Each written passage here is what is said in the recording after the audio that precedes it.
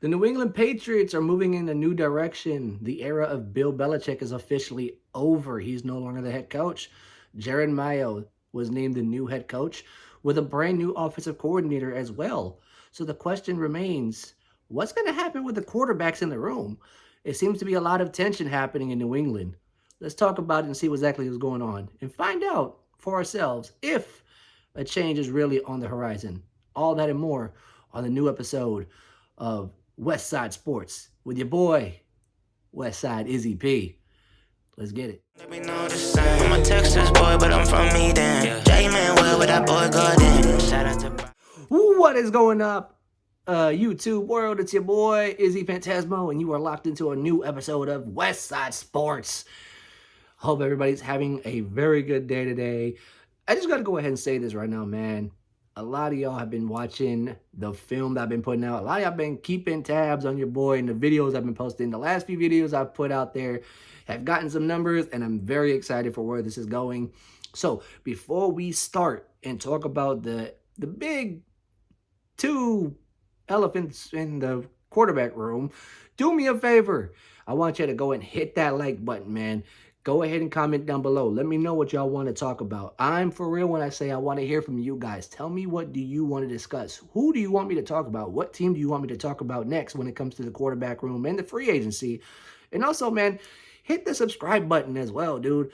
I want y'all to be a part of something organic, man. We are trying to build this entire channel up from the ground. So please do me that favor. Hit the like button. Comment down below. Subscribe. Let's get these numbers up. I would really much appreciate it from you all.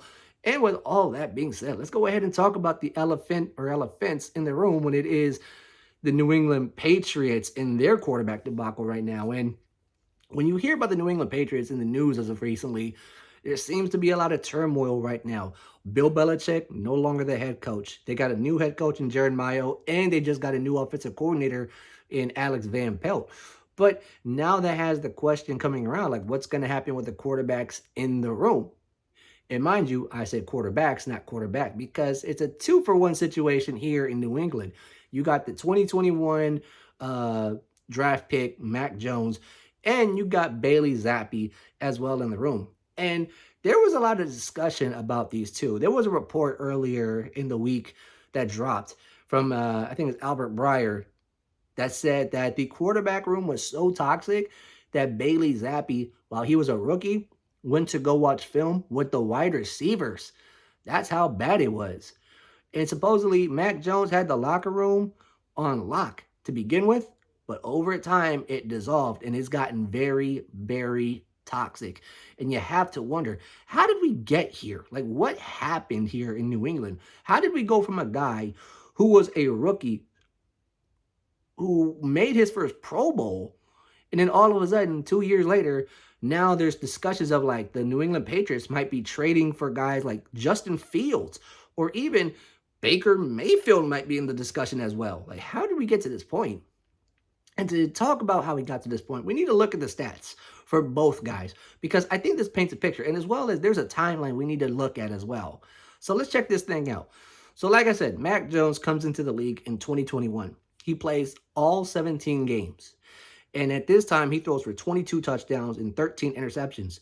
He throws for 3,801 yards, has a 67.6 completion percentage, a 92.5 rating, and a 56.9 QBR. And like I said, this was his rookie year. He made the Pro Bowl this year.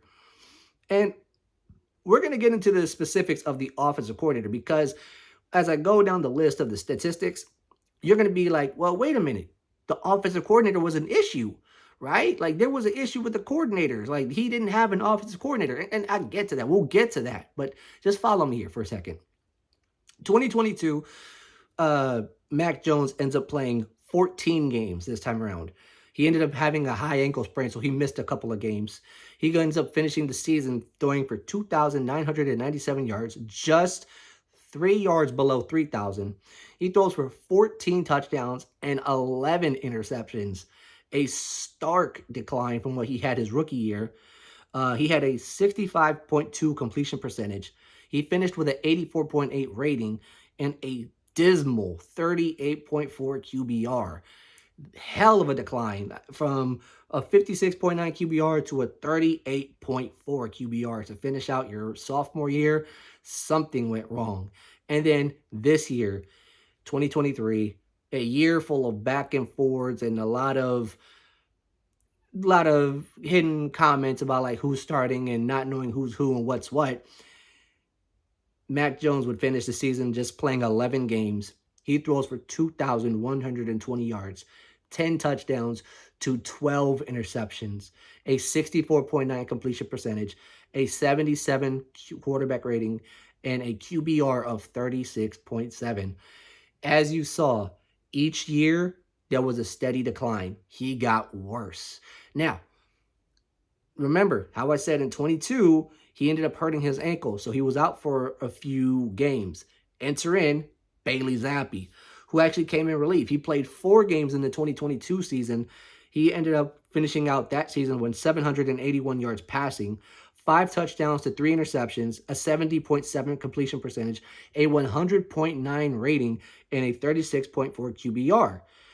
The QBR itself, now granted, you have to understand that QBR could be higher, but he only played in 4 games. But that 100.9 rating, that 5 touchdown to 3 interception ratio, that 70.7 completion percentage, very impressive for just a 4-game stint, if you ask me. So impressive that he was actually brought back into the fold in 2023.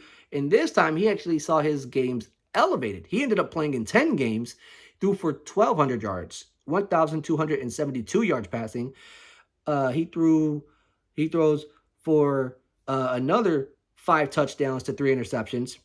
He throws for a 59.9 completion percentage, has a 68.8 rating, and a dismal 23.3 QBR.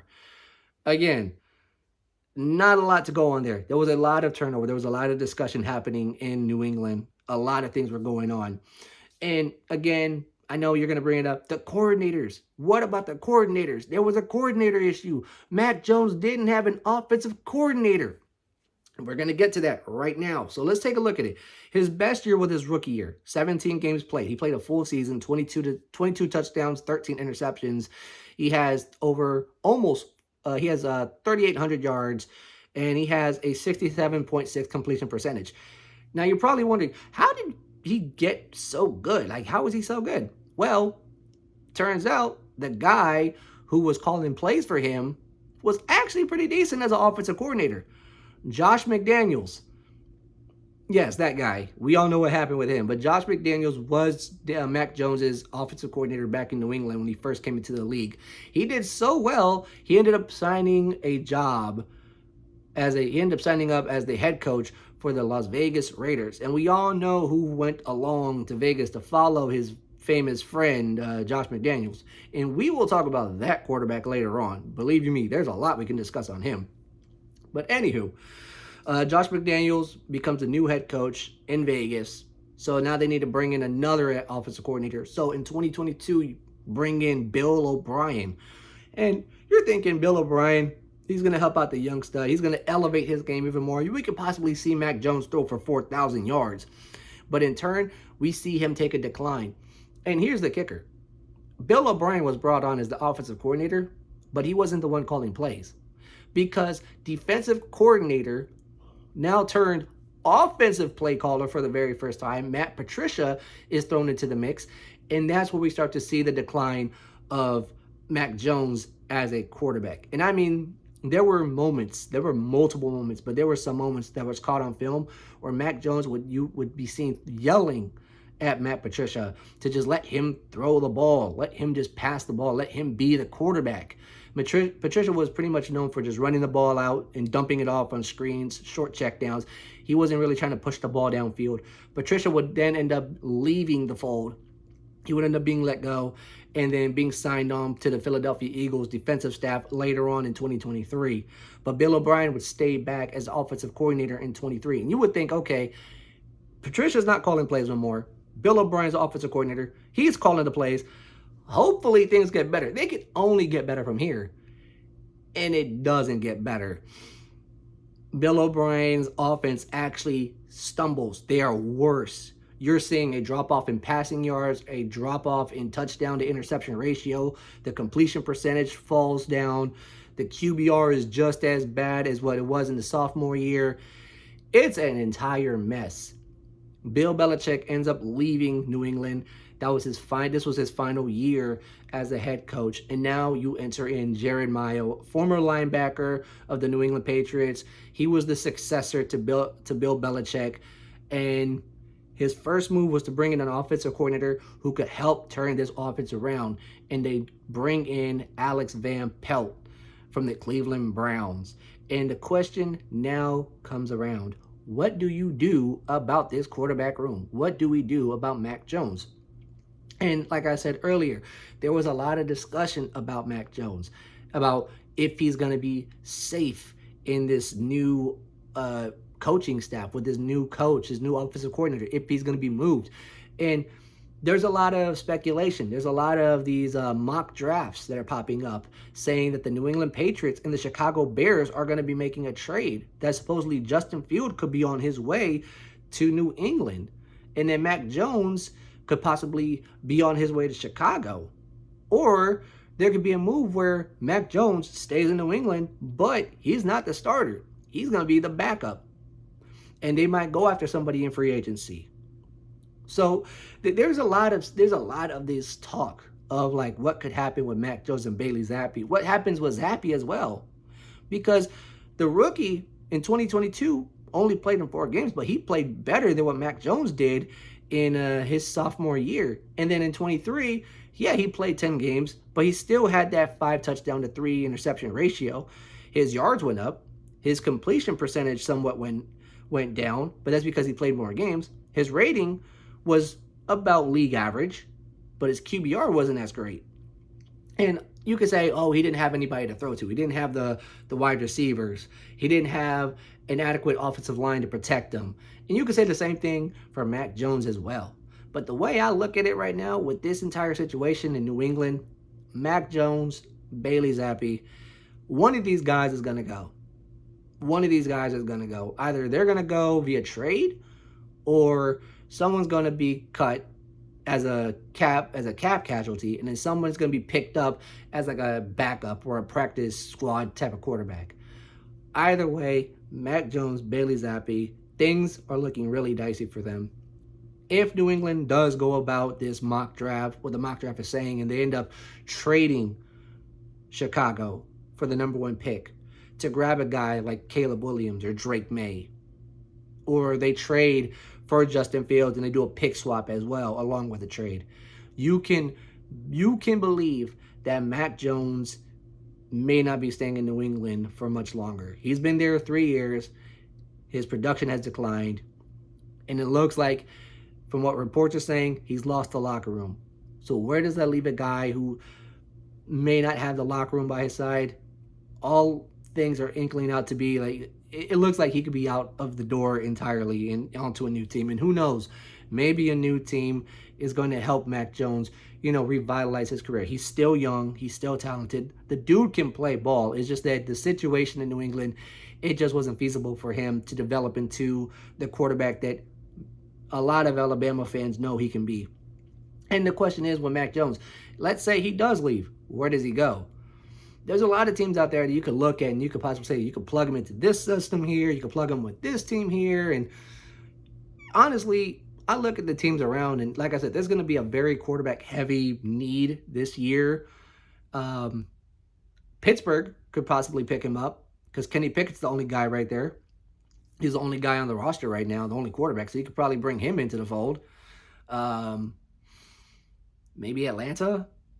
I don't know, man. Like, this is a situation where, like, you really have to keep an eye out and just see how things play out for Mac Jones and company, because this is a very sticky situation for them. It's a brand new offensive coordinator, a brand new head coach, a brand new system altogether. So it seems like this is a clean house type of situation. So we'll see how it shakes out. Honestly, does Mac Jones stay in New England? Does Bailey Zappe stay in New England? I don't know. I think either one of them or both of them are going to be out the door. Either one of them is going to stay back and be a backup to a guy like Justin Fields, or Both of them are going to be finding new teams soon. But either way it goes, New England, they've turned the page on the Bill Belichick era, and now they might be turning the page on the Mac Jones, Bailey Zappe era. And that might be a brand new start for the Patriots as a whole. With all that being said, let me know what y'all think down below in the comment section. What do y'all think happens with Mac Jones and with Bailey Zappe? What do you think happens with these two guys? Do you think that one of them stays, one of them goes, or do you think that both of them are out the door? I want to hear what y'all have to say. But with all that being said, this is your boy, Westside, Izzy Phantasmo. You are locked into Westside Sports. I will catch y'all soon with another video. I'll see y'all later. Peace. So I can't go back. Tryna live my old ways. You can keep that back. It's only fair.